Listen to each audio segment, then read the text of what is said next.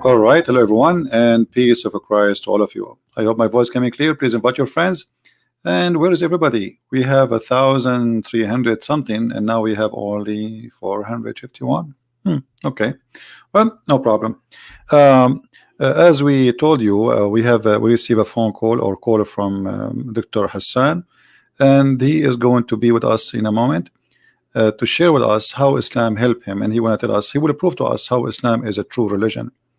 So please invite your friends, and let us see together if really Islam have any benefit, if Islam is true, if Islam, worthy to be called even a religion. Now, for sure, the Muslims, they will say yes, it's worthy, and they have their own reasons, and we got to listen to those reasons and see if they are true or not. So I hope that nobody will call names, nobody will use a bad language. I encourage the admins right away, anyone who use a bad language against the speaker or any Muslim in the chat, please give him a timeout as a warning first time. If you don't listen, then just block him. We are here to fight for the truth, not to fight with Muslims. Even sometimes, like, I get angry, get upset, but this is not really what I mean, this is normal. You get sometimes frustration from somebody trying to deceive or to lie. But I hope that our guest today is not going to be like that at all. We hope, for that. So let me call Mr. Hassan, who he promised us to be with us now, and we'll go from there.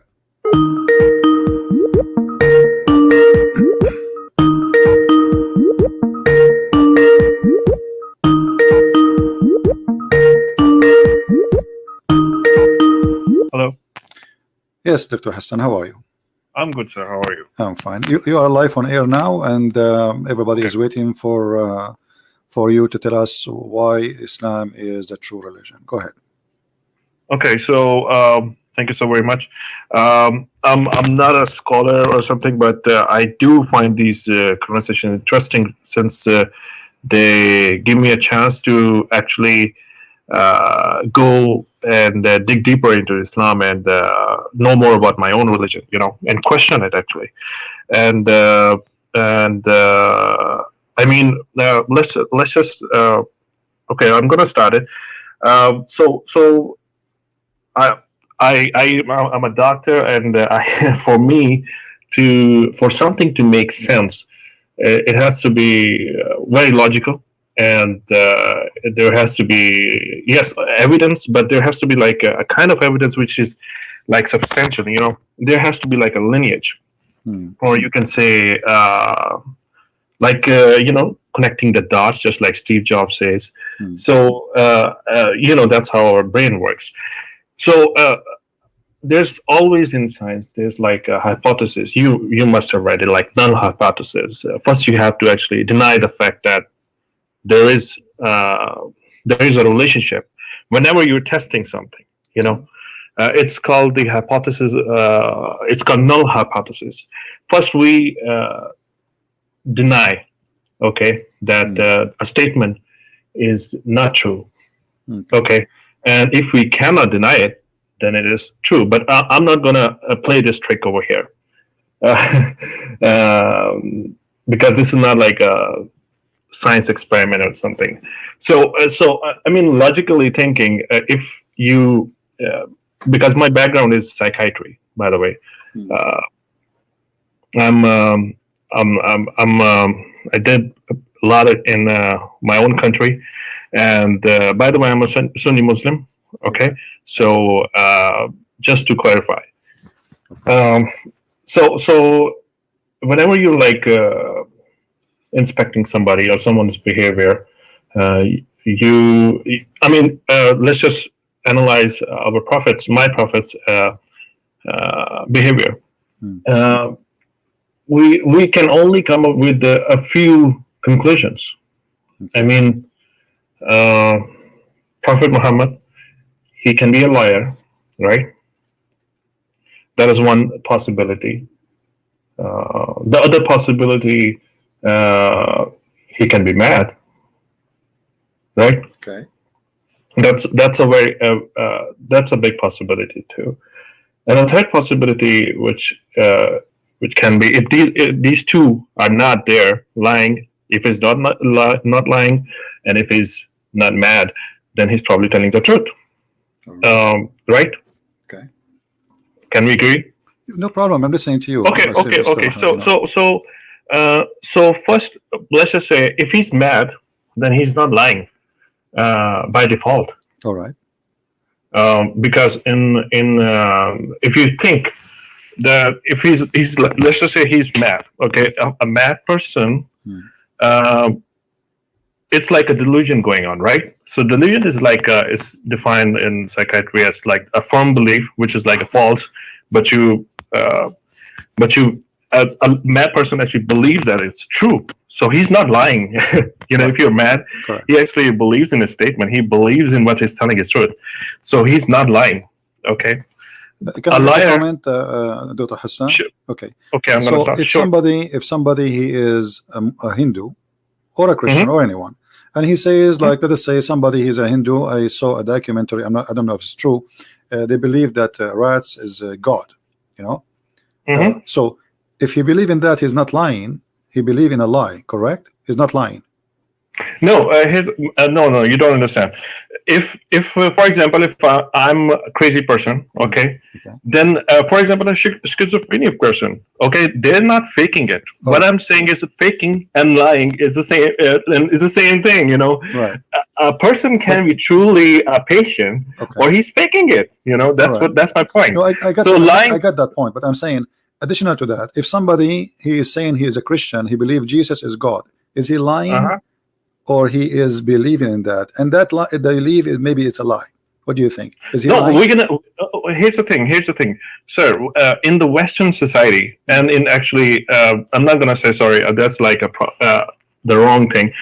I will say we should carry the same criteria for everybody. Right. If a person claims something like that, we'll carry the same criteria. He can be like, we have to test it. I'm giving you the possibilities. But is it, I'm not sure whether his claim is right or wrong. We have to analyze the claim. All right. Again, so these are like the basic things. I will go with you. I'm listening to you. And you said we have to watch the behavior of the prophet, correct? Either he's mad. No, yes. We have to analyze. If I'm lying, you will find why I'm lying. Why would he? Because this is how we actually diagnose somebody. If somebody is schizophrenic, we have to find all the symptoms. So he's schizophrenic. Dr. Hassan, as long you are, and this is your specialty and this is your profession, I'm really happy to have you. That's because it will be a big help for us. You are just a person who this is what you do for a living, so you know what you're talking about. So based in you watching the behavior of the prophet, how you describe his personality? Is he sick? Is he mad? Is he healthy? What do you think? Okay, yes, I'm getting over there. All right. So they're like, first of all, they're like two possibilities, right? They're both interchangeable. If somebody is faking it, then he's not mad, or he's not a patient, or he's not schizophrenic or whatever. He's not crazy, okay? And if somebody is crazy, he's not lying. All right. So you get my point? He's not faking it, actually. He is actually a patient. He is actually schizophrenic, or whatever we can say. All right. So first, clinically, let's just say if he's lying, okay, that could be the first claim. So it means he's making everything up. Okay. Right? So why? The question arises would be why? If somebody comes to me, I'll give you an example. This is called Munchausen syndrome by proxy. Please ignore my pronunciation. Okay, I always and my accent. I know it's very Indian. I'm sorry if somebody has like a hard time understanding it, but I'm trying my best. Thank you. So if somebody is lying, he's definitely making things up. So there has to be a motive behind it, right? So if you so motive behind it, and there has to be a motive. I mean, why would somebody lie? Why would a king? I mean, if somebody is rich, he has all the things. He won't ask for the money. I mean, that's like totally acceptable. For example, if I'm rich, I won't need money, right? Okay. That could be the what would be my motivation? What would be my motivation behind my lying or behind my actions? You can say. So I mean, let's just analyze if my prophet is lying. I mean, what would be the motive? What motive of liars they have? And like a liar, when he claimed to be a leader and especially in religion, what motive you think he is seeking? Like, give me. Well, it could be. There can be like multiple reasons if somebody is lying. We have to, for example, there's a woman who comes to my clinic, and she wants a leave of absence. She basically comes and tells that my kid is having a problem. That's why I want to stay home. My kid is sick. Actually, she's lying. Her kid is not sick, and basically she's making. There has to be a motive. What I'm trying to say is what the motive for somebody. Forget about a patient, because this is just. It's not. I'm just giving you. This is a person, Hassan, a person claiming to be a prophet, and he by getting that position, he became a king. Obviously, he ruled. Yes. So what is the motive of a liar of someone he claimed to be a prophet? Okay, let's just analyze this. Okay. The way I see it, correct me if I'm wrong. Okay. Was he called the most truthful person? Okay, so a truthful person cannot be a prophet who is liar, correct? No, he can be a liar too. Of course, he can be. We have to see how he is truthful. Okay, but no. Okay. I mean, I'm just for example. No. Here's the thing. I can be very truthful person. Okay, but there has to be a reason for me to lie. So you have to find the reason again. So truthful, but he's a liar. I mean, I don't know how that works. Either you are truthful or you are a liar. You can't be both. No. You can't be both. You can't be. If you're a truthful person, you cannot be a liar. All right. So was Muhammad a liar or he was truthful? I mean, you see the history. You have to see someone's behavior. Okay, help me. How we can see Muhammad history? Okay. Like as an example, did Muhammad he ask and he claim that he have the best of material stuff for his benefit as a prophet? As an example, the fifth of the booty and the best of the booty. Yes or no? It doesn't matter. Why? Okay. So he's getting the best. Okay. Hold on. No. So your criteria is that since he's claiming that he wants the best stuff, that's how he is a liar. No, I'm saying if Muhammad is serving God and he is truthful, that everything he do for the sake of God, why he make a verse in the Qur'an says that Allah told him any Muslim woman she can give herself to the prophet so he can have sex with her? What does have to do with God? Okay, so here's the thing. If someone claims, if I'm analyzing here the behavior of Prophet, I would say, okay, so either he wants sex, a lot of sex, right? Or what else? So he basically wants sex. That's the motive behind it, right? But he have already a lot of women for sex. I mean, he have slaves. I know. Wives. Then why, so why he want? Again, why he want more? Why would he? Here's the thing. Why would he want more? That's the thing. That's the thing. So what do you think? Why he more? As long you are that. No, that is the thing. If he already has a lot of women, why would he? You think that he's lying? You have to give me the evidence. I'm not saying he's lying. I'm asking you why he want more. A guy already have 13 wives, have hundreds of slaves for sex. No. So why he make an why his God he make a special privilege for him? This is only privilege for Muhammad. Sir. Here's the thing. If you are saying that he wants more women, while my claim is that he already has a lot of women, as you yourself actually mentioned. He has like 13 wives. You don't think somebody sick? Somebody is sick and he want more and more. He never have enough. Because let us see me and you. When Muhammad is going to have those women, what he will do with them exactly? I will give you three options. He will play chess with them. He will have sex with them. He will go and watch the movie with them. Which one of them is Muhammad is going to do? those women who offer themselves for the Prophet who they are not his wives, additional, what they will do with them exactly? What the purpose? Sir. You're let me say, what you're telling is actually you're actually proving your own point. Let me say it. So you're saying that why would he want more women? This is for you to tell me that if he's lying, you have to. I'm not saying he's lying. I'm saying, listen. I'm not saying you are the doctor, right? And suddenly you as a doctor, then you're saying it's the truth. Hassan, then you're saying it's the truth. Dr. Hassan, suddenly you as a doctor, you do not know, and you're asking me. I'm asking you, why a person, he have a lot of wives, he make a verse in the Quran saying that God told him. Okay. So why God, Hassan? Why God? Sir, here's the thing. Let us not to go over each other. Sir, you're asking me the wrong question. I tell you why. You're actually saying that he actually made up the verse. Okay, so if he's not the one who made the verse, why Allah he gave him a verse? Okay, why Allah he gave him a verse saying she gave herself to the Prophet? The guy, he can marry as many as he want. Why Muhammad he can marry as many as he want, but Muslim they can marry only 4? Here's the thing.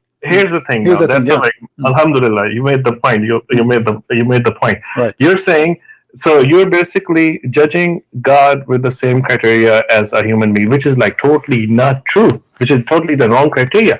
I mean, imagine if you're God, would you like yourself to be made with the same criteria as your servants? I'm not judging anyone. I'm asking a question. Yes. If Muhammad is a Muslim, is Muhammad a Muslim, or he's a Buddha or Hindu or a Christian? What he is? Is he a Muslim? He's a Muslim. Okay. So why a Muslim? He have a privilege, and all of them is about sex and money. Because God gave him. Okay, but why he's a Muslim? I mean, does that mean that he is? He's a prophet. He's a prophet. Is he above Islam? Is he above Islam, or he is under Islam? Is he above Islam? He's the best of the Muslims. Okay. He's the best of the human beings. If I am the best, he's the king of the prophet. Okay, he's the king of the prophet, guys. So if he is the king of the prophet, Allah he made verses for him saying that any woman you want to have sex with her. Yes. Oh, that's okay. Here's the thing. You're saying then you can also actually criticize that why he would be given the highest rank in the Jannah or the paradise. What the highest rank in the Jannah for Muhammad? Jannatul Firdaus. What he would do there? What he would do there? That's none of our business. We have to reach them. Our business. It's a surprise for us. It says that he will have the power of 100 men of the people of heaven in sex. Alhamdulillah. Okay. I'll be happy. Okay. I'll be happy. So guys, the prophet of Allah, but not you. It's him, not you.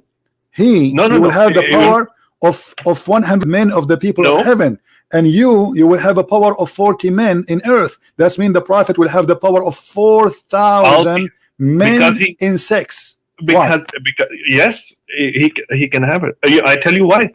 Why? I tell you why. Why?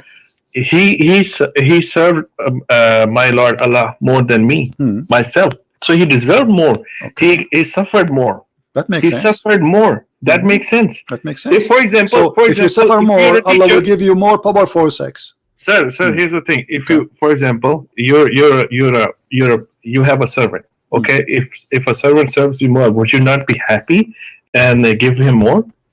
Give him more sex. I will definitely. If he would ask anything.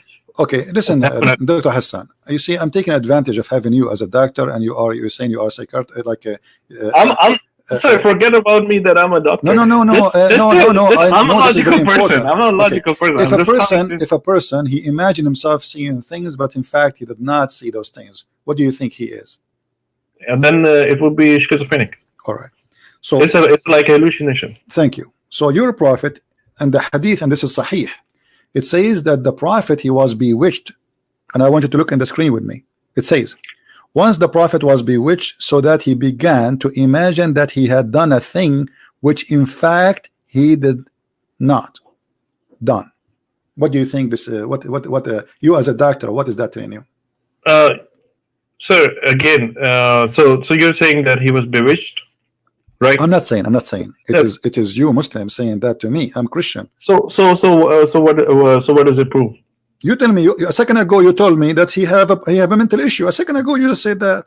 I asked you if somebody imagined himself doing something, but in fact he did not. You said to me, he's shifra magic. You said that. So you said anyone who do that, he have what you describe it. Say again. I don't know how to say it correctly. If somebody schizophrenic, is that correct? Or somebody can be schizophrenic. Okay. Somebody can be. Is Muhammad schizophrenic? Because a second ago you told me, but it's just saying. That's for you to tell. No, I am asking you. You are a doctor, not me. I am not even a nurse. I don't even have a driving license. I mean, the only license I have is a driving license. They will take it from me soon. So I'm asking you, as a doctor, somebody, he imagined himself he done a thing, but in fact he did not. And the Muslims claiming that he was bewitched, which means he lost control of his mind. What you describe the situation for us? You're saying that he was bewitched, so he was. I'm not saying. Why you keep saying I'm saying, my friend? It's not me. It says Aisha. She said, narrated Aisha. You can look on the screen, by the way. It's in the screen. Okay, well, let me just see. She said once the prophet was bewitched, so that he began to imagine that he had done a thing which in fact he had not done. Okay, so where's your source, by the way? I don't know. Sahih Bukhari, my friend. Sahih Bukhari. Sahih Bukhari. Do you know that? How much do we? Okay, I'm not sure about this. Okay, but I read this one, and I'm not sure. But let's just say if he's bewitched, what difference does it make?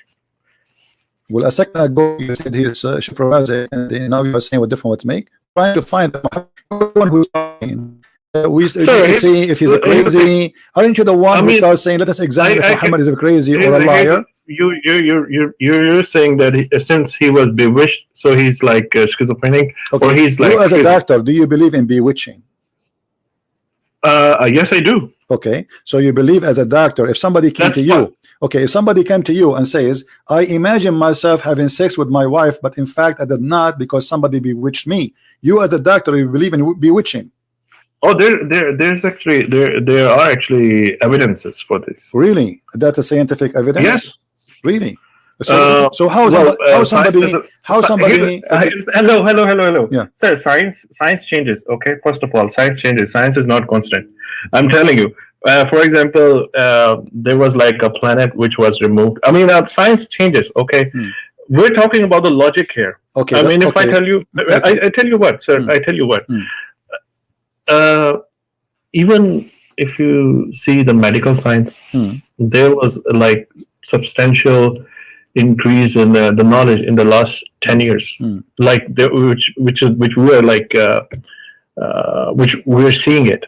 Okay, before that, like there was not a lot of knowledge. Okay, and this proves like things change in science. So you are saying to me until now science did not discover that that magic is true? Yes or no?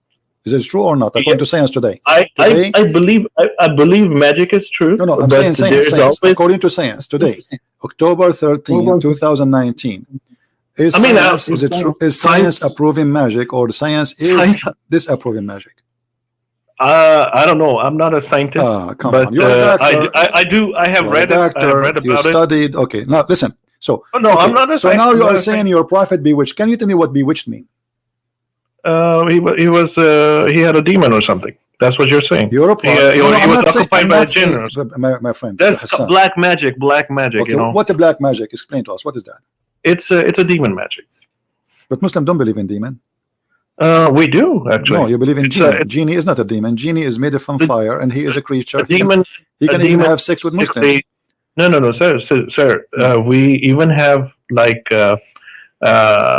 in the studies in the books that we have. What books? We have all the knowledge about the Qur'an. What books? I'll give you the reference. Don't worry, I will. Okay. The Qur'ans and the jinns. Basically the bad jinn is even jinns have tribes, you know, and they can be Muslim, they can be Christian, they can be Jews. So we have in the religion. There's like a lot of lots and lots of information about it. Okay, I want you to help me with this. It's a part of our faith too. The jinn. We have to believe in the supernatural things. You are saying now, and everybody heard you. There's a bad jinn controlling your prophet. How he control him? Because he was bewitched. So no, how he control him? How does jinn control him? What he do? He hold him from his ears? Did you watch? There are symptoms. There are symptoms, and there are symptoms, and they, according to the books, he had symptoms, and I'm not. I read about it like a long time ago, so I'm not. I don't have like a complete. I'm not asking you about the symptoms, Dr. Hassan. I'm asking you, my friend. Listen to me carefully. I'm saying to you, how the genie control him? Did you watch the movie? Like it's a cartoon movie. Like a guy, he own a restaurant, but they will not give it to him, and then a rat start teaching him. He jump inside his head, and he hold his hair, and he make him move his hands. So how does genie? Let us say that is the rat in the head of Muhammad, and how is controlling Muhammad by his hair? What he's doing exactly? I have no idea. I haven't. That's what I'm saying. I don't have the information about the bewitching and everything.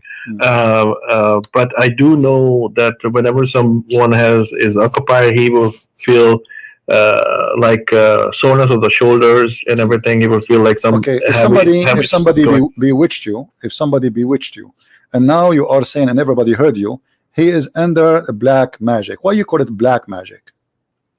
Black magic is pretty. I mean, it's a form of magic. So it's a bad magic. I'm not a sorcerer. It's like something bad. It's something bad. Is it bad? Is that magic bad? Yeah, it is bad. Okay, who is the one who taught magic? It was there were like two angels sent by Allah as a test. Their names were Habil and Kabil. Yeah, they were like two angels. It's like a story. And I think I read it in one of our books actually. And they came to Earth. They said that Allah said that these. I mean, they were sent as a test. Okay. If they teach somebody the black magic, they tell that this is like a test. You will not be a Muslim anymore. Okay. And if someone learns it, he's out of our religion. You actually have to serve shayateen and basically the bad jinns, and they will do work for you. Actually you will do a lot of bad stuff for them too. So this is like a black magic, and the worst form of it is actually where a husband and wife, they get separated. Even I'm telling you, this is what these are the things with what jinns can do.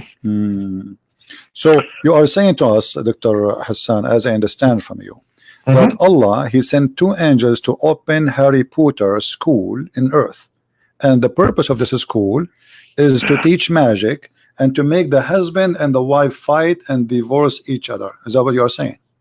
I'm not saying this. What I'm saying is that black magic can do a lot of stuff. You can. No. Hold on. Hassan, isn't you who said that Allah, he sent down two angels to teach magic? Yes. Okay. Absolutely. So who is the one who opened the school of magic to teach magic? Allah. Allah, he sent two angels who have certificate of magic from Allah. Yes. So Allah is the first teacher of magic. He said he brought those angels. He said, okay, who taught the angels? Who taught the angels how to do magic? Allah, probably. Yes. Okay, Allah, thank you. So Allah taught the angels. He made a training for them about to do magic, and then Allah, he sent the angels down to the earth. Yes. And the angels, they open a school in the Babylon Tower to teach people how to do magic. Why? Because there was like a test. It's a test for human beings. It's a test. It's everything over here that we see is a test. If imagine, I mean, if there's no test, there's no reward. So there's always a test. Right. So Alhamdulillah. Alhamdulillah. Yeah. So Allah is making a test by teaching me magic so I can control somebody else. And now the Prophet himself is controlled. I tell you what, sir. Here's the thing. He was this is in our books that there was jadoo or the black magic. It happened to him. I absolutely have. If I would deny it. Yeah, but you see, I'm going with your logic, Dr. Hassan. Yes. Just listen to me a second, please. You just say sir, the Qur'an. you said the Quran, and this is the Quran saying actually that Allah He sent two angels. Their name is Harut and Marut, and they will teach the man. They teach somebody so he can separate between the wife and the husband. But this is not separating between Muhammad and the wife. Look what happened. Muhammad, none of his wives separated from him. And Muhammad, he started imagining himself having sex, but in fact he did not. So as you see here, this magic is different magic. It is about, it's not about really infecting Muhammad divorcing his wife. It's affecting the life of Muhammad to the point you think he is having sex, but in fact he's not. Can you, first of all, there are like two things. First of all, you said that you're basically using my words. Okay, I did not say, I did say that, okay, yes, it can create separation, but there are like a lot of other things that like magic can do. You see, the Quran don't agree with you, my friend. You see, it's not you or it's me. The Quran in front of you on the screen, you can read it. Here we go. This is the chapter 2, verse number 102, and this is the verse about Harut and Marut. Are you showing me on Skype or where is it? No, in YouTube. You can open YouTube, all right, and you will see it in the screen. You can just mute the sound so we will not have double voice. So what is the name of this chapter 2, verse number 102? I can send you the link in the Skype if you wish. Do you want? Chapter 2. I will send you the link. Here we go. It's easier. Here we go. Just to click at the link and open it.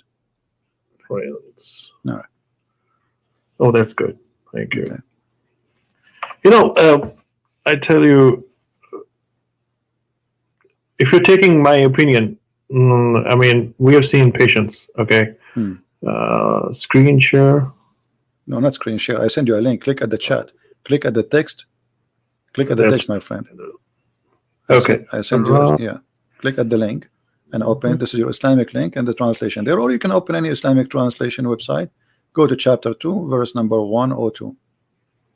It says it clearly. Okay. So this magic, that's magic they will teach to cause separation between the man and the wife. That's it. There's no other thing. Yes. Okay. So your prophet, the magic he suffered from, did not cause separation. It caused him to imagine himself having sex, but in fact he did not. I don't know where you're getting that one from. You're probably getting it from what? I don't know. What is your source? Magazine, newspaper. Which magazine? You know, I thought like Kardashian something news. I don't know. Where are you getting it from? Sahih Bukhari, where I'm getting it from. Where in Sahih Bukhari? Can I see it? It's in front of you in the screen. Oh man, where is it? I'm not opening the YouTube. Can you just send me the channel link? Send you the link. Here we go. Okay, I'm searching Christian Prince here. Okay. No, let me. And live now. Okay, live the wait. Okay, I will. You want the link for YouTube? Here we go. I will send the link. No problem. But just be sure, please, to mute YouTube so we don't have two sounds. Okay, this is YouTube. I send it to you in the chat. Okay, and I send you the link for the hadith. Okay, okay, what is the point? The point is, you are saying to me where you get this from, which means this is surprising to you. And the point is that this did not separate between the wife and the husband. This is deceive the prophet. He controlled his mind, and now the guy is illusion. And you are the one who said to me, you are the one saying to me, he have double standard now. He have double personality. What's your phrase mean? No. Here's the thing. Okay. I already told you that you didn't listen to me. I said even I'm not sure about this narration where you're getting it from. It probably even if it's Sahih Bukhari, we Sunnis we don't believe that Sahih Bukhari is like 100% true. My friend, it is Sahih. Well, it's like 70%. It's in the front of you. I know it is Sahih. And the hadith report I showed to you. I tell you why. It is Sahih. Okay, it is Sahih, my friend. It's Sahih. So let us not to play this game. It is Sahih. All Muslims agree about it. It's Sahih. No. It's only 70% that we agree. I can tell you. I can assure. My friend, I can give you videos of Muslim scholars saying that Sahih al-Bukhari is the most accurate, and maybe 95, 97% is correct. I will. Secondly, nobody disagree about this hadith, my friend. Not a single Muslim disagree. So let me tell you now what's happening. It doesn't matter. It does not matter. You feel now. Okay, now look what you did. Look what you did, Dr. Hassan. Look what you did. You are a person who said you study. and you are a person who like to analyze and give a proof. Can you give me a proof that this hadith is not sahih? I can assure you. Okay, listen to me first. What did I say? I said there are. It's one of the effects of the black magic that it will cause separation. I did not say, or even in Quran, if it says that it causes separation, I did not say that it is the only effect of it. Okay, even if we have sexual relationships with the wives, if we told Aisha. Aisha, he got married to Aisha at the age of 53. Even if he had what? 53, he was 53 years old. Yeah, okay. I thought you were saying Aisha, she was 53. No. He was 54 actually. But anyway, okay. And 53. I'm pretty sure. Okay, 53. 1 year will not make a difference. Anyway, so okay, but okay. Why will I jump there? Hassan? I'm not jumping. I'm saying that if you rewind my talk, I specifically said this is not the only effect of black magic. Even if we had, what does it prove? He had the black magic. So what? Okay, but when I showed you the first hadith that the Prophet imagined himself doing a thing, so in fact he is not doing that. Okay, what does that mean? Let me tell you. And you are a doctor. Listen to me carefully. What the Prophet, he saw an angel squeezing him 3 times, but you just said to me the Prophet is imagining that he had done a thing. In fact, he did not. So how we can trust Muhammad that he saw an angel? How we can trust Muhammad that he heard Quran? How we can trust Muhammad that he saw? I can tell you. I can tell you how. All right. I can tell you how. Okay. So for example, there's always something. Does he fall in the category of schizophrenia, or he's having visual hallucinations? Or you're saying, first of all, visual hallucinations, there has to be a cause. I mean, you can't be. If somebody is schizophrenic, I'm telling you, I've seen it. You can name me one schizophrenic person who is so well behaved and so organized. Muhammad so well behaved. Muhammad is so well behaved. Oh my God! Okay, so I'm telling you, dude. I just showed you Muhammad making verses. There's nobody. There's no high functioning. If somebody is a patient, okay, they don't act like this. If people have already analyzed the behavior of like you say like this, like what? Give me example so you can help me. Like what? You have to give me an example. That if in the history, if there's someone who's like high functioning and he's getting the revelation, according to you, it's high functioning. Muhammad was high functioning. No, you have to tell me a patient which is like really high functioning and in the present day, and he's having the hallucinations and everything. You have to tell me that. There's nobody. There's nobody. So is Muhammad was a high functioning person? No, he was totally normal. What is normal about a guy? Because nobody can bewitch me. I change all the Muslim in the world to bewitch me, and I don't imagine things happening. But we will not bewitch you because we don't practice magic. If we practice magic, we were out of Islam. So you are. We will never bewitch you. Okay, so Allah, He opened a school to teach people how to bewitch each other. I already told you. Allah sent it as a test. Allah sent everything as a test. Okay. Listen, when Muhammad he claim and he say in the Quran that the sun set in murky water, is that because he is he is having an illusion in his mind that God told him that, or he is being truthful, or no. Here's the thing: you're getting off topic again. I can discuss with you that thing. No, I'm not. Because Muhammad is claim. Listen, sir. My friend, Chris. Here's the thing, sir. I tell you what. We're analyzing the behavior, and now we're saying this is the behavior. When we have somebody, he stand in the middle. He says, "I am a teacher. I'm going to teach you science." He will go listen to me. My God, He sent me an angel, and the angel appeared in front of me, and he told me to tell you this. That Zulqarnain, he reached the sitting place of the sun, and he saw the sun sitting in a spring of murky water. Okay, when Muhammad he received a message from the angel that the sun sit in the murky water, was he imagining things, or this is true? He's telling the truth. Okay, so does the sun, according to your belief as a doctor, sit in a spring of murky water? It doesn't matter, because here's the thing. I don't believe that science. I again told you, I already mentioned to you, science is ever changing. It's improving. You will find everything. I mean, there's all I can. I mean, there are like a lot of things in science which are actually in Quran too. So you are saying to me that by time we will find. I ask you a question. Hassan, I ask you a question. You make your comment, please. You have asked me a lot of questions. I ask you one question. Let me make my comment, please. No, stop. Stop. Just a second, Hassan. Sure. You see, you're a doctor. You are not a guy who is self-laughing in the street. Come on. So listen, you just said that science is changing. So are you saying that maybe in 10 years from now we will find that the sun set in murky water? We will find out. Oh, so you are saying this is true, and what we know today is stupid. You know why? You know why I say it? Because if you read Quran,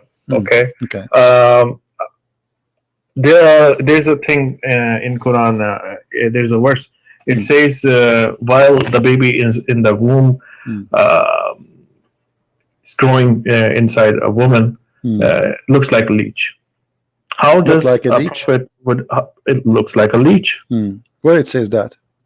I have to find you the link, but I will send you it. Don't worry. I will send you it. No, you do not. I know the Quran very well, my friend. It doesn't. It says. It says like. It says like a congealed dead blood, and this is the verse in front of you. It's blood sucking. It is like a congealed dead blood. And this is your Islamic translation in front of you. And Arabic is my first. Arabic is my first language, and this is the link. I will send it to you in Skype. So the one who told you that, he is lying to you. No. I've already read it, sir. Okay. Read it where? Read it in a false Islamic translation, my friend. What read it? It's in front of you. Read it. The Quran says that Allah he made the sperm transform into a dead blood.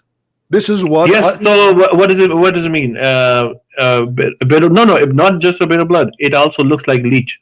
Read it more. My friend. It's look like a leech or not. Alaqa is the dead blood which attached to your body. So it's dead blood. Doesn't matter. Yes. So what does a leech? Okay, but does the sperm transform into dead blood? Yes or no? Not like. Yes. Not like. It doesn't say like. It says it carefully. And we have made the sperm into a congealed blood. Can you tell me what congealed blood mean? You're a doctor. I'm not. Congealed. Okay, congealed blood or concealed blood. Where does it say? Yeah. Okay. I'm not reading it actually. Here we go. That's I'm reading with my poor English. So, what congealed blood mean?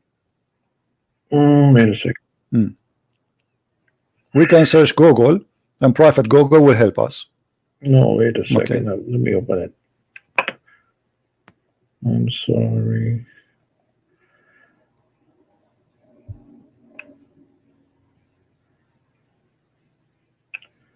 Let me just copy the link and open it up and the other tab.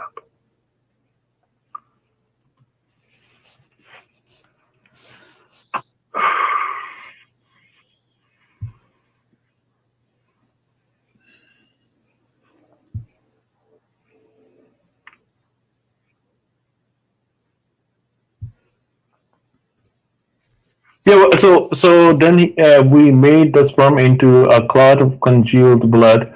Congealed blood, okay.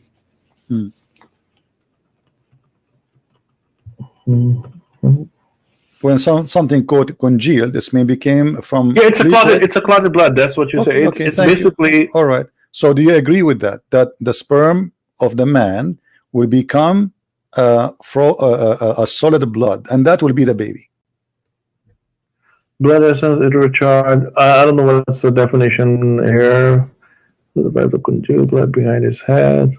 No. You go here. See, just search for here. It says here. This is a definition. I just not even. This is doctor website. It says congealed goes. It goes from liquid to solid. Thank you. Yes. So this is a blood. So the sperm transform. You as a doctor, you study medicine. The first thing happened to the sperm, it transformed from a sperm into blood, and this blood is solid blood. Do you agree with that? Here's the thing. Sperm, it fertilizes the egg, okay, and then basically it's like a solid thing afterwards. No. It says a blood. It says a blood. It is a blood. And the sperm will not transform to be something solid. This is false, because the sperm will go inside the egg of the women and will do fertilize the egg and deliver the DNA, and then the sperm disappear. It's gone. That's it. The DNA will unite with the egg, and the fertilizing happen. It's not the sperm will grow, it's the egg will grow. So okay, here's the thing, sir. Let me just tell you. We made the sperm into a clot of congealed blood. Okay. We made the sperm into a clot of. How does a clot of congealed blood looks like? You tell me. You do not know how to congeal. Okay. If you cut yourself, if you cut your skin, off that clot, we made a fetus lump. If you cut your skin, and then the blood is dry in the top of your skin, that is the clot of a congealed blood. Okay, so the sperm does look like a congealed blood, but it's not alive. This is not alive. This is dead. This is dead blood. This is dead blood. No. Okay, if you read the context, we did create from the Christians of what to say? Okay, so then we placed him as a drop of sperm in a place of rest, permanently fixed. Oh, you didn't read the verse number 13, which is right above the verse number 14. I tell you why. Okay. First sperm it's telling you that okay. It is sure. The verse number 13 is saying, who knows better? Who knows better what the Quran, Hassan? Who knows better what the Quran mean? Me or you or the Prophet? What do you think? A prophet, okay. My prophet. Let us go and see what the Prophet said, and whatever the Prophet said. My friend, it is right. No. Whatever your Prophet said. No, hold on. It is right in front of you. Hold on. No. You know, it's not right in the front of you. Read the verse number 13. No, here we go. My friend, you're not letting me read it. Read it, please. It's in front of you. This is in front of you. This is your Prophet saying that. Your Prophet. The verse number 13. Listen, sir, Quran. I'm reading the Quran right in front of you. Your Prophet explain the verse. Do you like to explain? Do you like your Prophet explanation, or you don't respect your Prophet explanation? My friend, you're not listening. Do you respect your Prophet explanation, or you don't? Sir, if you're talking like this, here's the thing. You're not letting me make a point. I totally get your point. Now let me make my point too. I asked you which one is better, my opinion, your opinion, or the Prophet's opinion. You have asked me so many questions. Let me answer. No. I'm asking. I'm saying to you why you don't want to read what your Prophet said. Why you don't want to read what your Prophet said? I'm going to read it, my friend. I'm going to read it. Just give me 1 minute so that I can explain to you. Go ahead. Let me explain to you. Okay, so verse number 13, it says, then we placed him as a drop of sperm in a place of rest. That is actually the womb. It's already been placed, firmly fixed. Let me ask you, hold on. Are you sure you're a doctor? Are you sure you're a doctor? Dude, see. Do the sperm go to the womb of the women?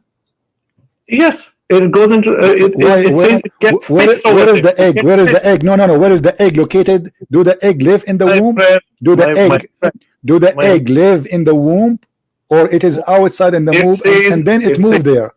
It is that you just said, everybody heard you, that the sperm go into the womb. Do the sperm go to the womb? It gets fixed over there. That's what it's saying. No. You said you're a doctor. You said I'm asking you, please, scientific opinion. Do the sperm go to the womb, or the sperm go to the egg? Is the egg inside the womb before the sperm came to it? I am telling you, if you read the verse number 13, okay, I'm gonna answer the question. You just said, Dr. Hassan. Just let me. You just said that the sperm go to the womb. Oh yes, I said that. Okay. Let me explain. Do the sperm, according to science, go to the womb?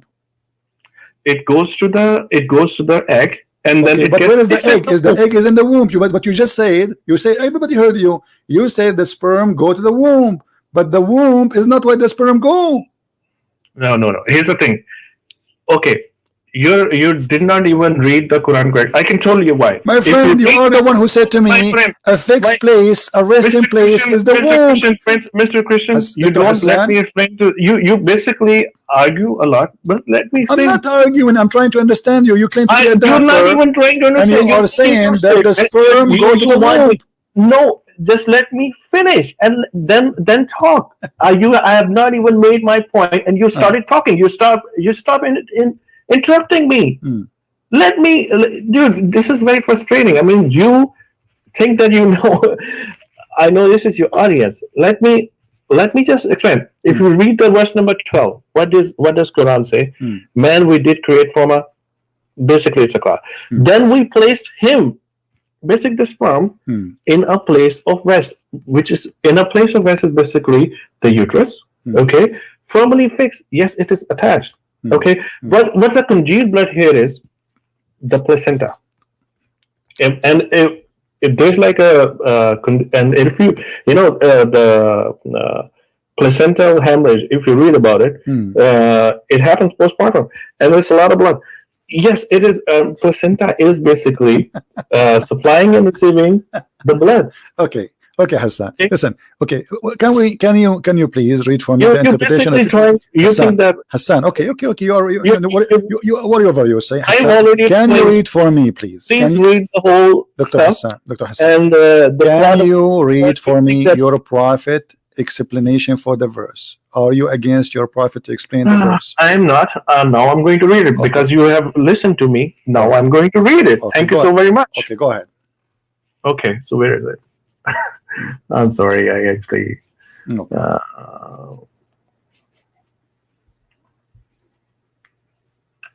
See, now that you let me make my point. Okay, so the congealed blood is basically the placenta. If you read it. No. Yes, it is. It is. No. You read it. Because it says the sperm will become a congealed dead blood. This is the baby. Oh, the my. Baby. Listen, everybody is laughing. I mean, it's in front of us. And here we go. Your prophet is explaining if this is the placenta or not. Read it. Read. It's on the screen.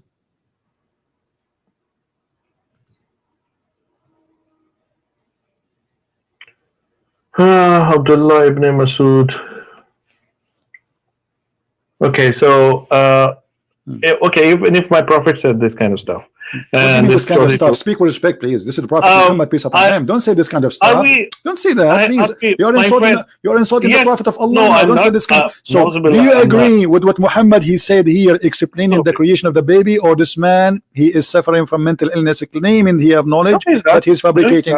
Okay, so do you agree with him? Do you agree with him that the sperm will stay 40 days in the belly of the mother? By the way, it doesn't say even the womb. It says in the belly. 40 days the sperm stay inside the woman. Do you agree with him or not? Where does it say? Okay, so I'm going to read it. Here's the truthful narrated as verily the creation of each one of you is brought together in the mother's womb for 40 days in the form of a nutfa, the drop, then he becomes an alaka, a clot of blood, for a like period. Then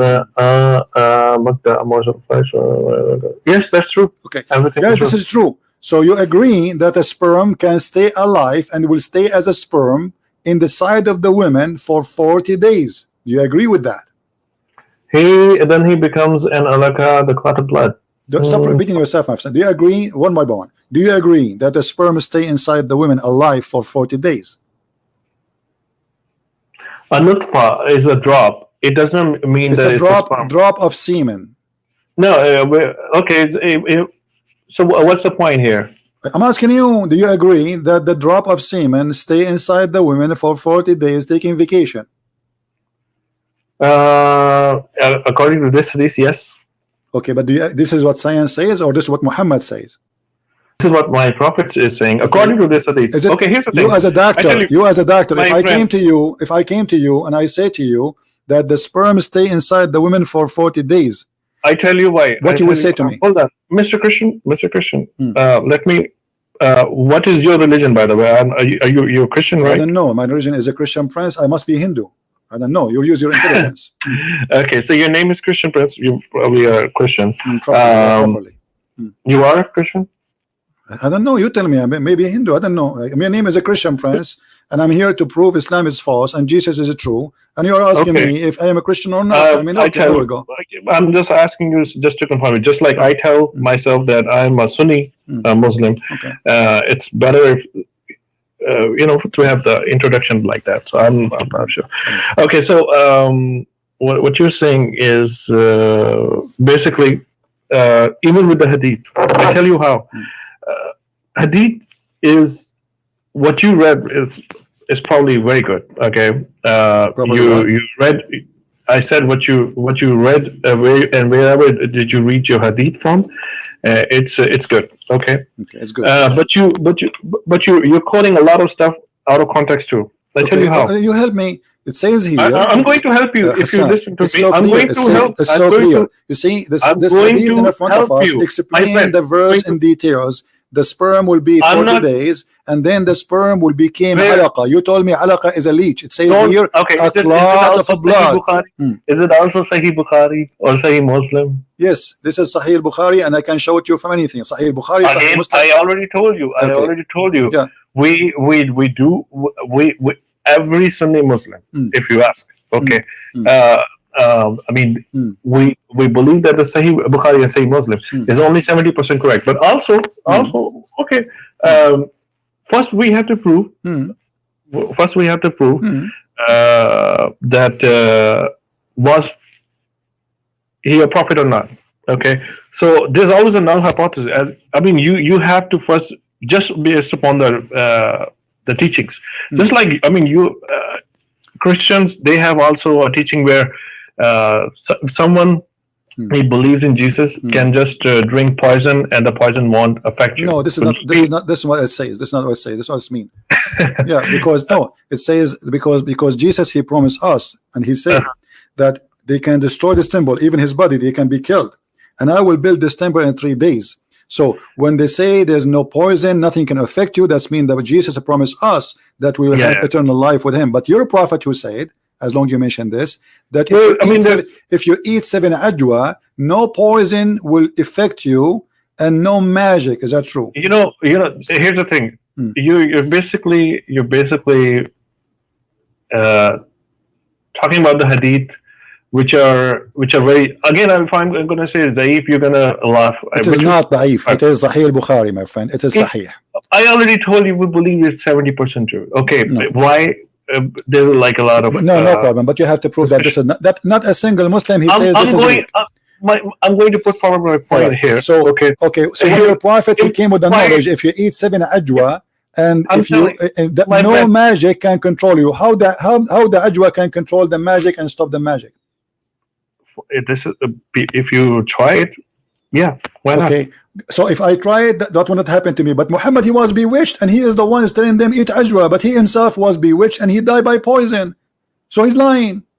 No, he's not. Okay, well, if I say to you, I'm a doctor, my name is Hassan, eat 7 ajwa, and no poison and no magic will affect you. It doesn't mean that I myself. Okay, if I tell you that if I'm a doctor, it means I should never become sick. What's the point? No. You told me specific thing. You told me if you eat this thing, nothing will happen to you specifically. If I tell you, no, your prophet did not say. No, listen to me. Listen, you are not being honest now, Dr. Hassan. It says the prophet said, if you eat 7 ajwa a day, no magic will affect you and no poison. And look, the hadith in front of us, and this is Sahih Bukhari, and this is Sahih. The prophet saying in his element of death, which he died, he used to say, "Oh Aisha, I feel the pain which caused by the food of I ate at Khaybar. At this time, I feel as if it is my aorta is being cut off." So from what? From that poison. So you're a prophet himself. He is eating ajwa, and yet he was poisoned. Where does it say that he's eating ajwa? So he's teaching you to eat ajwa. So he's dude, I teach a lot of stuff. I teach a lot. It doesn't mean that I teach all the antibiotics myself. If I show you you're a prophet eating ajwa, what you will say? Is that okay? So what does it prove? You are the one saying to me what that prove? If he's eating ajwa, so how he is saying if you eat ajwa that will not affect you, no poison and no magic? It will protect you. Yeah, sure. Okay, can we like have a date with you and next week you open the camera and you take rat poison and ajwa? That's what I'm telling you.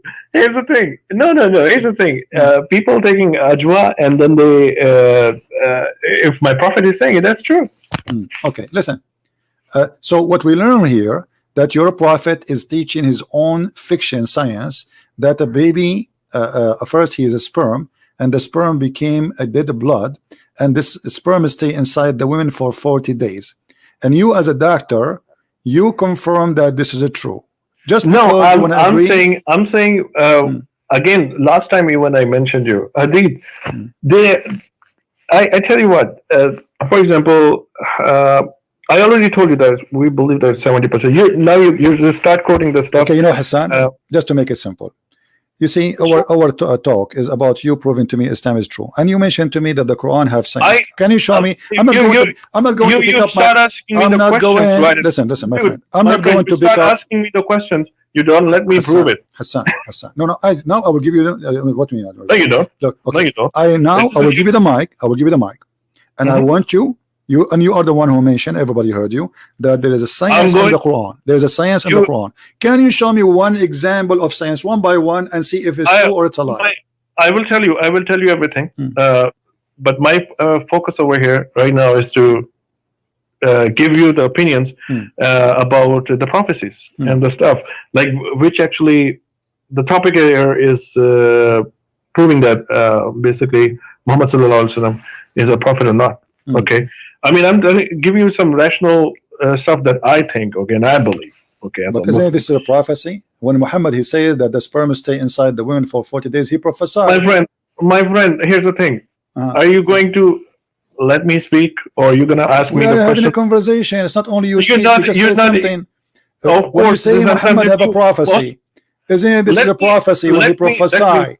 When I say to you and I claim to be a prophet. Again, you keep on repeating the same point. Okay, you keep on telling me the same. Okay, hadith, and then you say Zaif hadith. If I tell you Zaif, you don't. It's not Zaif. I challenge you to prove it is Zaif. It is Sahih Bukhari. What I already told you. They're like 70%. We only. But not even one Muslim can say it is Zaif. I challenge you. Oh my God. Are you going to let me speak? The Quran, okay, what about the Quran? Is the Quran da'if too? The Quran says so. I showed you. The Quran, okay, the Quran says that the sperm transform into a congealed blood. Do you agree with that?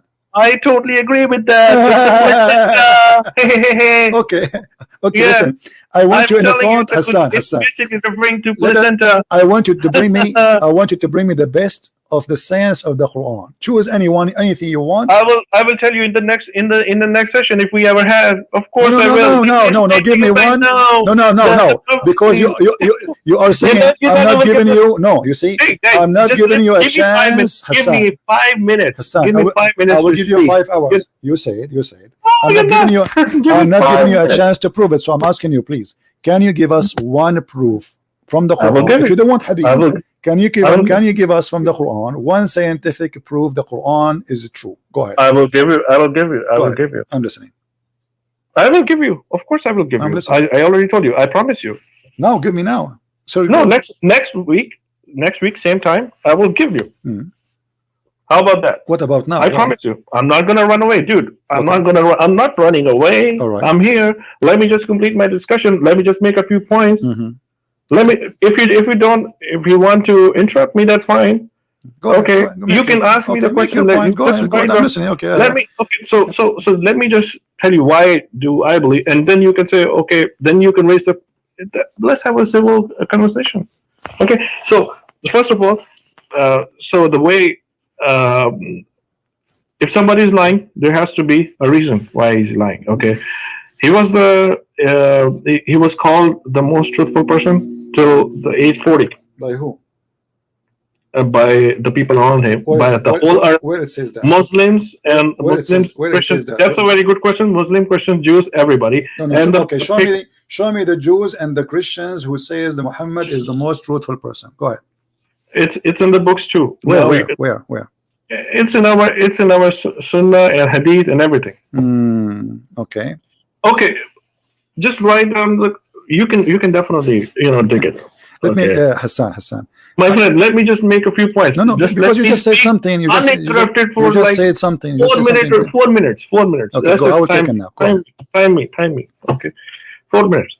So the first thing is that was he called the most truthful? He was called the most truthful. He was like people would actually give him the things that they would know that he won't steal, or So, and was he born in a modest and very highly respected family? Yes, he was from Quraysh and he was highly respected. So imagine somebody who has not been called a liar till the age 40, and when he made the claim afterwards, then yes, people would say either he's a liar or there's like a magic going on in him, and or he has gone crazy. All these kind of stuff, they came later.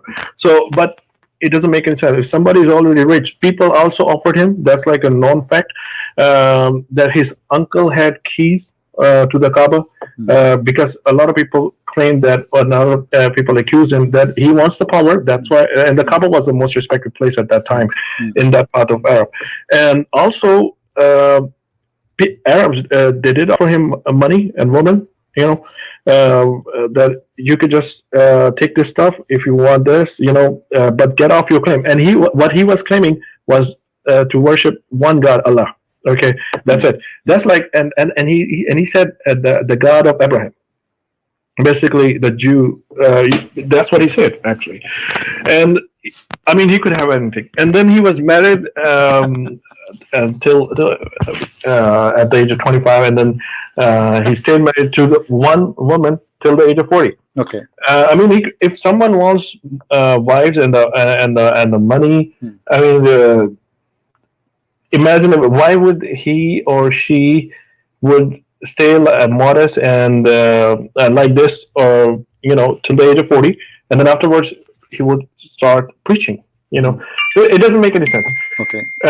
He could have gotten married to younger people, you know, even at the age. And also, when he was offered, he didn't take it. He said, "One God, okay, Allah." And then he married to Aisha at the age of 53. I mean, guys, what I want to say here is that he married Khadija at the age of what? No, Aisha at the age of 53. Okay, let me ask you.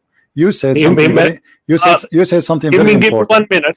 You said something very important. Just write everything, okay, 1 minute. Everything okay, guys, down. 1 minute. Give me one. Because you said 5 minutes ago, and now it's 5 minutes gone, and I'm silence. I'm listening. No, okay. 5 minutes are not gone. I'm timing it right in front of myself. Okay. Oh, hello, I'm timing it. I spoke only 1 minute and 15 seconds something. Okay, so he married Aisha at the age of 53. Okay, so I mean, if someone, I would say, I mean, he made a claim at the age of 40, 41. So if someone, and when he was offered, he didn't take it. It doesn't make it. It's a lot. There has to be a logical explanation. And the minute if is over, my friend. Libido always goes down. You said 1 minute, Hassan. Okay. Can I talk? And also, I mean, can I talk? Hassan, can I talk, please? Hello. Please, can I talk? Because 5 minutes is over from a long time. You said 1 minute again. You say 1 minute, and you keep talking. Can you talk? No, you didn't even let me finish. Come on. What finish? When do you finish? 10 hours from now? I mean, that's it. We got it. No, look, you mentioned to me that he married Khadija. Is it true that Muhammad and Khadija, they made the father of Khadija get drunk so he will accept Muhammad to be a husband? You are saying to me he's coming from a noble family. Why a person he will be rejected by the father of a woman? She is married twice already, and she have tons of kids. And yet she is a lot older than Muhammad. Yet Muhammad and Khadija, they made the father of Khadija get drunk, and when he's drunk, they took off his clothes. That is just not true. It's in the front of you on the screen. Here we go. And Ibn Abbas. And Ibn Abbas, who said that? Ibn Abbas, the cousin of your prophet. And Rasulullah ذكر خديجة وكان أبوها. So, it's in the front of you. I would like to say that يرغب أن يزوجه. So her father, he refused to marry her to him. So look what she did. فصنعت شرابا طعاما وشرابا. She made a drink, a food and drink. Okay, here we go. I'm showing the screen, and I will show the page number. And this is your Islamic reference. This is Musnad Ahmad, which you Muslims supposedly believe in it. Look what it says. So she made food and drink, and she asked her father to come, invited him, and she invited some people, by the way, from Quraysh. And then after they ate and they drank, and Arabic. Where's the English? What? Where's the it's only Arabic. Well, it's not my fault. This book is not translated. Who cares? I mean, ask your scholar later. Listen. No, later. You can take this snapshot. Take a snapshot. Take it to your scholar, the sheikh in the mosque, who speak Arabic. If you speak Arabic, tell him to read it for you, and I will show you the page number. Hold on. Let me finish. And so she made him eat. They made them eat and drink until they get drunk. And then Khadija, she said to her father that inna Muhammad ibn Abdullah yakhطبني. Muhammad, he wanna marry me. فزوجني. He said, okay, he's drunk. And then she made him a dress, the nice clothes, and وألبسته حلة. So she made him dress the most nice suit he have, because in wedding party they have nice clothes like everywhere. The clothes they wear, they save it only for occasion. So here Khadija, she made him drunk, and she made him agree to marry Muhammad, and Muhammad was part of this game to marry her. And you are saying to me he's a trustworthy? Okay, now I can. If your daughter, hold on, if your daughter, listen, if your daughter, she wanna marry someone, and then she made you get drunk, and then when you are drunk, she says to you, this guy, he wanna marry me. Do you accept him? The guy, he said, this guy, you marry him, okay, no problem. Can I talk now? Okay, go. Can I speak? Okay. So first of all, there are like 2 points that I would like to make over here. And I hope that, okay, so first point is about the alcohol, and the second point will be about you know, the young marriages and everything, about the cultural stuff. So first of all, the Arabs over there, they were even in the Quran, if you read, alcohol was prohibited like very later, and people used to drink alcohol like water. Even over there at that time, okay. And people would actually drink alcohol just like water. I mean, it was like like water. Even okay. You got my point. Okay, so and the second. So that is an excuse. That is an excuse for somebody you call him a trustworthy to make his father-in-law drunk to marry a woman. Are you saying to me that a fraud? Are you saying to me at that time a fraud was not forbidden? Are you saying a fraud was not forbidden? Fraud. This is a fraud. Alcohol was not forbidden. The first thing Muhammad did in his life, it was a fraud. He married Khadija by a fraud. No, it was not a fraud. It was not a fraud. She made him drunk. She liked him. You know, she didn't make him. She didn't make him drunk. It's in front of you. It's in front of us. It's in Arabic. I cannot. I will get it. That's not my problem. That's not my problem. And here we go. Hold on. This is Musnad Ahmad, variant number 5, page number 46, hadith number 2849. Hadith number. Listen. Hadith number 2849, Musnad Ahmad, volume number 5, page number 46, and you take a snapshot as we showed you in the screen, and you can take it to your sheikh, and I challenge any Muslim to say I'm lying. Okay, now can I have 1 minute? Sure. Okay, so first of all, the alcohol thing is it's cultural thing. Secondly, if you know, prophet, there are a lot of people who actually say that he married a younger woman at the age of 53. First of all, the libido level falls, and why would somebody marry at a later age after 50 to a younger woman? Because she's rich. I'm talking about the Aisha now. I'm talking about the Aisha. I will definitely. Okay, how young Aisha was? Guys, she was what, 6 or 9? 6. Why somebody he marry a girl she is 6? No, I told you 6, but he got her in the house around 9. Okay, let us say no intercourse. He married her at the age of 6. He have intercourse at the age of 9. Okay, why a man at the age, and you are the one who said 53, not me. At the age of 53, according to you, why somebody at the age of 53 he marry a kid? Let me talk now. All right. Let me talk now. All right. Can I have 1 minute? Sure. 1 minute. You will not interrupt me. No problem. Go ahead. Okay, thank you so much. Promise me 1 minute. 1 minute. Okay. Oh yes, 1 minute. 1 minute. Okay. You always interrupt me. Just give me 1 minute. No. Okay. So first of all, if it was not a culture now, people would have objected it. Okay. And if his father himself is giving his daughter to a pious man, then definitely it was an honor. And if it was me, I would have also done the same. I wish it was me. Secondly, if you even in USA today. Even in USA today, there are. I'm talking about the first world country, USA.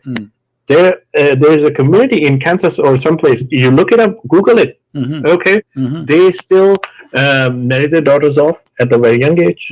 Okay, to the older people. Okay. I mean, it's a cultural thing. Here's the thing: why is the slavery? I'm going to talk about a little bit about slavery. Thank you so very much. My time is almost up, but let me make one point about the slavery too. People, this slavery was not even prohibited in USA till a long time. I mean, it was like last century or what? I mean, people were carrying the slaves in Christianity, in Islam, in Judaism, everywhere. It was a cultural thing. Are you done? So, the point was about your minute is done. Yeah, okay, my point is done. Thank you. Well, let's make it talk. Okay, so now I'm going to ask you as a doctor. Very brief and I want to ask you as a doctor. I will give you the mic back, and I will give you 2 minutes, not 1 minute. What make you keep saying there is some they marry children, etc. Okay, what make a person at the age of 53 who was married to a rich woman, she is a lot older than him just because she is rich, to marry a child at the age of 6? What the benefit of this marriage? Go ahead. Okay, can I talk now? Okay, so first of all, you're saying you're claiming that he married her because of the money. Okay, and actually, that was not the case. She was a pious woman, and he himself was also rich, by the way. If Muhammad was rich, but she was richer than him, but he was also himself very rich. His uncle had the key to Kaaba, and Kaaba was even in Arab today, Kaaba is also considered as has always been considered as a sacred place, if you know. Okay. So if you conform with the books, you will have a better knowledge and like a wider perspective about what was going on, and you'll see the bigger picture. So she was richer, yes, but he himself was also belonged to a very noble family, and all the people would call him a trusted person. I mean, very trustful. As I know that Ali ibn Abi Talib, he was a very poor man. What are you talking about? And no, as I know, your prophet, he used to very eat, noble. He used to eat lizard because he had no food. As I know that your prophet, he used to put a belt around his stomach because he was hungry. So now listen to this. Okay, let me ask you. Okay, you're gonna talk now. I'm not gonna talk. Your time is up. Your time is up. You know. Yes. Okay. Please talk. Let us go back, and I will make it simple for you. Yes. If I saw a guy in the street and he is married to a widow, and I say to him, "What did you marry?" He say a widow. I say to him, "Go and marry a child is better." What do you think about such an advice? You're jumping to you were making a claim about the money stuff. Okay, I'm not talking now. No, I'm talking about let us stay with focus with the age of girls who we can have sexual relationship with. If I advise a man to get rid of his, because he is married already to a widow woman, and I say to him, "Why you didn't marry this widow? Why you don't marry a little child?" Yes, what do you think? What do you think? I can explain. I can explain. Go ahead. Hello. Thank you so very much. I will have 2 minutes. Okay. Go ahead. Can I have 2 minutes? Sure. Here we go. Diamond is starting. So again, now I want to address the issue of the hadith. Here's the thing. In hadith, it's always and it's most of the time actually the way I see it, and also a lot of other people see it, is always subjective. Here, the point is that, for example, I'm giving you an example of a different hadith. There were like two companions of the Prophet, and they came to him. They were both fasting. Now, the sex is basically prohibited when you're fasting. Okay, so one of them said that can I approach my wife? And the Prophet said, yes, you can, but only kiss. Okay. And the other person said, can I approach my wife? Can I kiss my wife? Basically, they kissed my wife. And Prophet said, no, you cannot.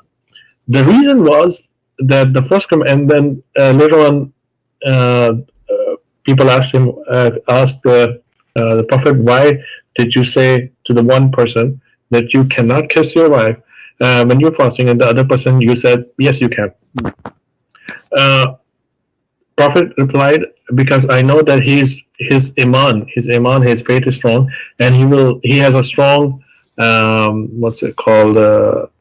he's mentally tough, and he can basically stop himself from engaging in sexual intercourse, even when he kisses his wife, okay, or show affection to the wife. And the other person, he's weaker in his faith, and if he goes even closer to the wife, okay, he will definitely engage in the sexual, because his faith is not that strong. Okay. So my point here was that different narrations, different commandments for the same question. Okay. Now I'm going to come to it is over. your It's point. 2 minutes. 2 minutes. Just let me ask you. The Quran, as long as you are talking about sexual control.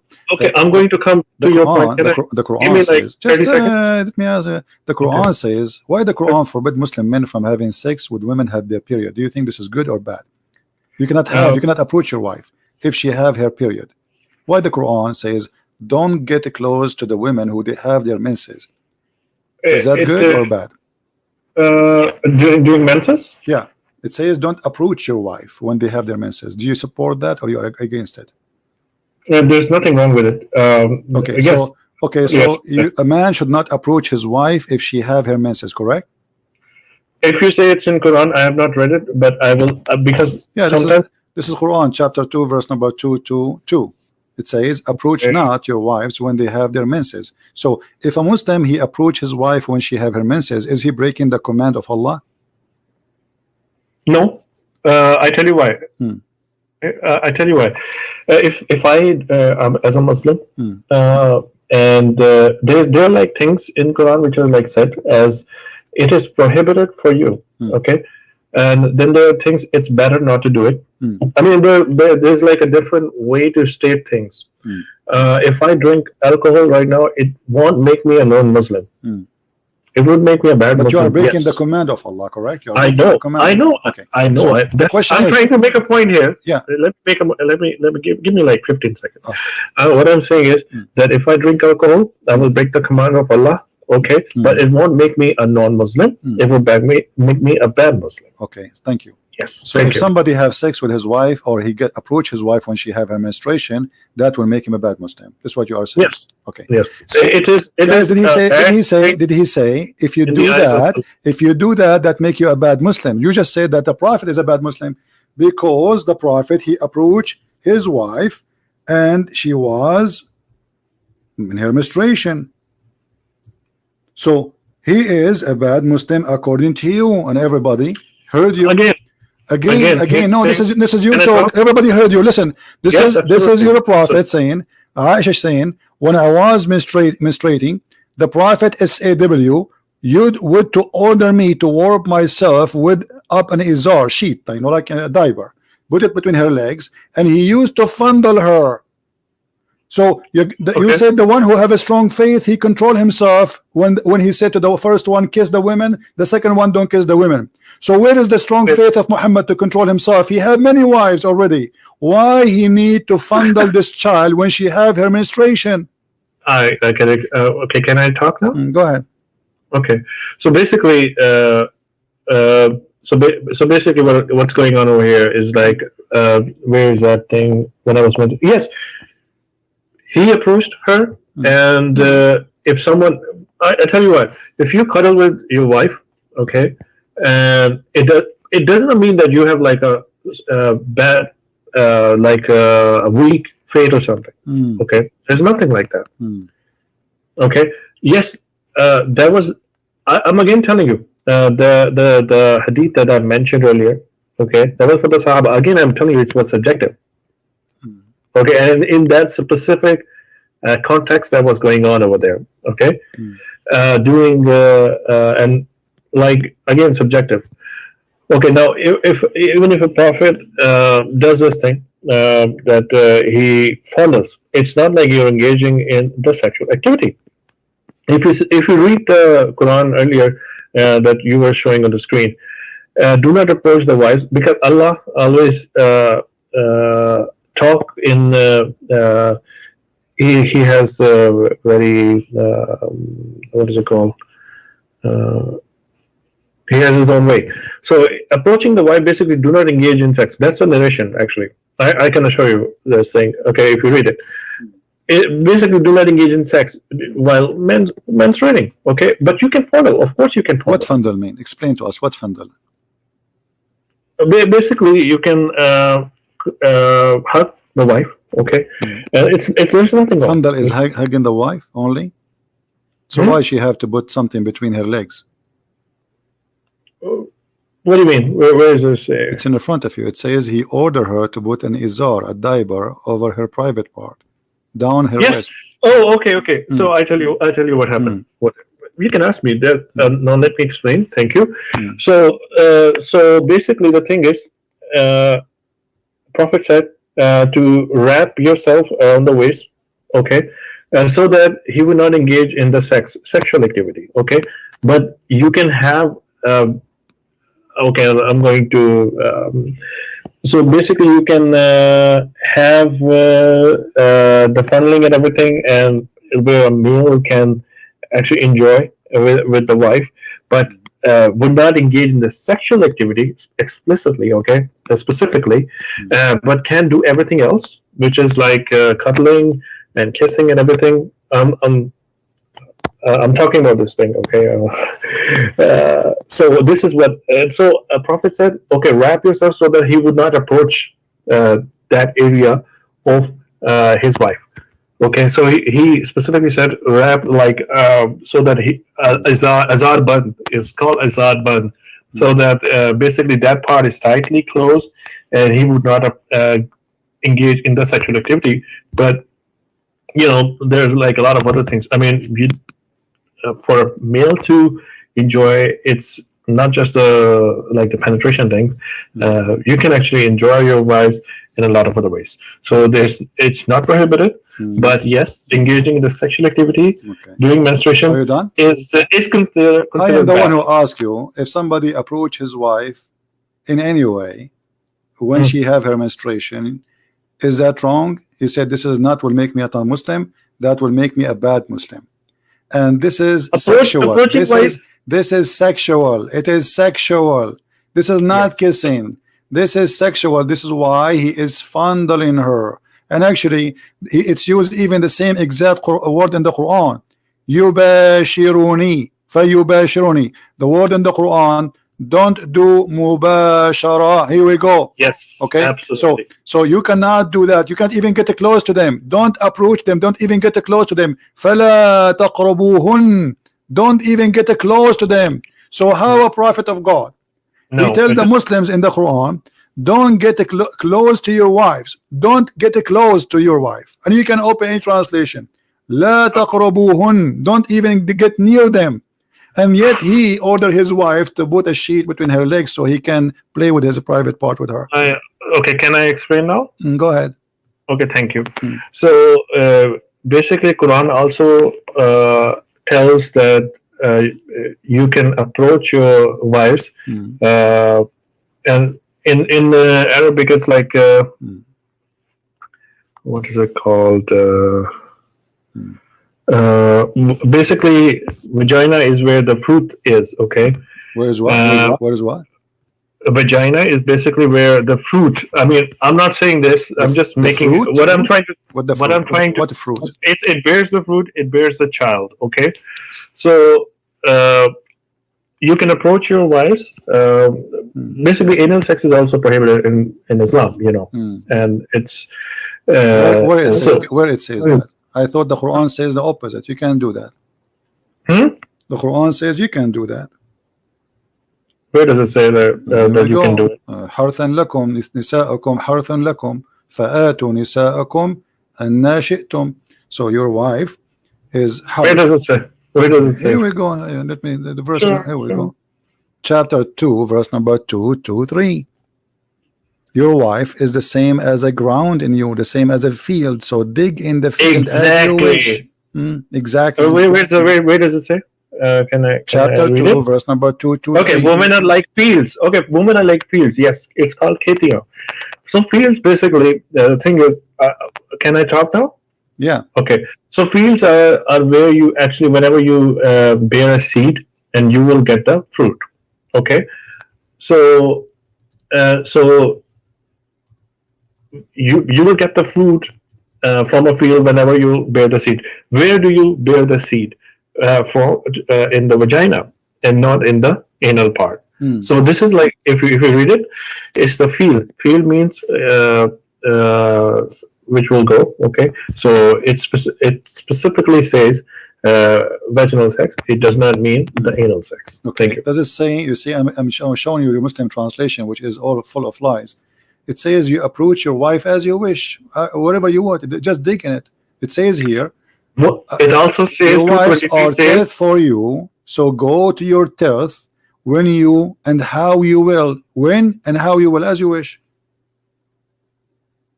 Okay, can I explain now? Mm. Okay, women are like fields for you. Fields. Do you agree with that? That your women are field and we dig on them? Yes, yes. Fields mean where you will bear a seed and you will get a fruit or your crops, and that means vaginal part, not the anal part. Okay. Well, you know, I'm really glad, Dr. Hassan, that today we have a good conversation together, and you help us a lot to understand Islam. I mean, your answers was amazing. So when we can have you again next time? Next week, okay. Inshallah. So next week we can have a debate about science and the Quran. You get ready? Okay, sure. Okay. Because you mentioned to me, give me time to bring you science and the Quran. Okay. So guys, next week we will have Dr. Hassan with us, and he will show us the science of the Quran, and you will see, you will hear amazing science from Dr. Hassan. He's the doctor. I mean, come on, this is his profession. You know, this is what he do for a living. So next week we are expecting a debate. Do you want a date, certain date? Can we set a date or what? Sir, let me see.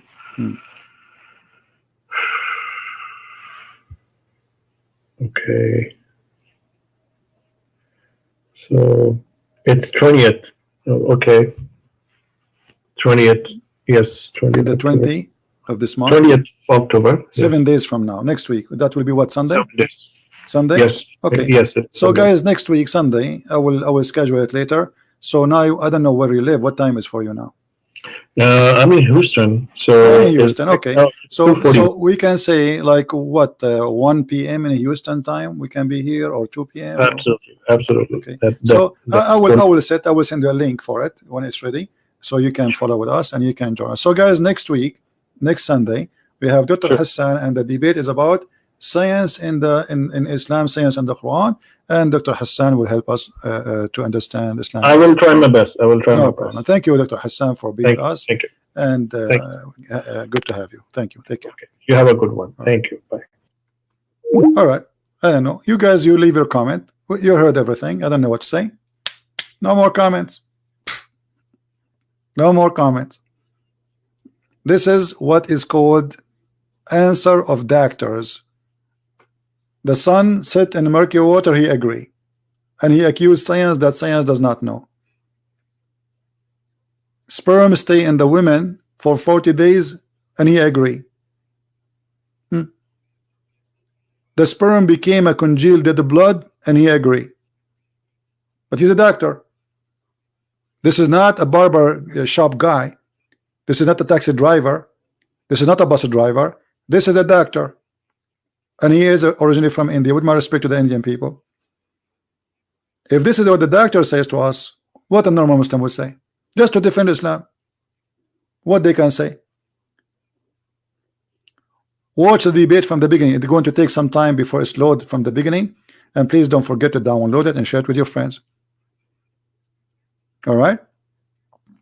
Now, the previous debate, the previous video, I put it in a private, but still the chat is running there. I don't know why, but it's not important. Later it's going to be posted in the front channel, so you will see it. I want to say, guys, thank you for being here. Did we have a good time? Did we have a good time? We have a good time. Wonderful time. And you make a decision. If you are a Christian, if you are a Muslim, if you are a Hindu, if you are an atheist, you heard from a Christian prince, you heard from Dr. Hassan, who is a psychiatric, I will never go to Dr. Hassan if something happened to me. I'm telling you from now. I prefer to stay crazy, because Dr. Hassan, obviously, with my respect to him, he will make me more crazy. I will go to his clinic. He will tell me that the sun set in murky water, and the sperm stay inside the women for 40 days, and the sperm transform into dead blood. So before you go to Dr. Hassan, maybe you are crazy. After you go to Dr. Hassan, you are professionally, officially crazy. No comment. Thank you for being here. Thank you for your support. Thank you for inviting your friends. And I hope if I can go live on air, maybe tonight, I don't know. I mean, this religion driving me crazy. And you know, if I want to marry a woman in one day and her father don't want to marry me to her, it's not a fraud to make the father get drunk and tell him that you married me to her when you are drunk. It's not a fraud, my friend. This is good. This is the trustworthy behavior. This is a good person. And why at that time, brother, alcohol was not forbidden? But this, we're not talking about alcohol. We're talking about a fraud. You see the logic, how they try to, I don't know. Again, leave your comment in the text, in the chat, in the text after we finish, and tell me what do you think. And please just don't avoid using bad language. Don't call people names. Say what you think about the topic. Don't attack the person. Let us be people who speak with respect and love. And we love the Muslims. And I pray that Hassan, he will watch this debate again, and he will see why Islam is bad and why Islam is wrong. From what he said, he was doing his best to defend a false religion, obviously, and he was willing to sacrifice his degree just to defend Islam. As simple as that. He could not defend Islam by being doctor.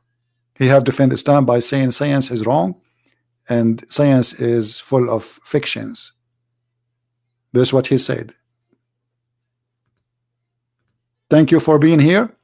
May the Lord bless you all, and we see you soon again. Christ is Lord, Islam is false, and we see you soon. Take care.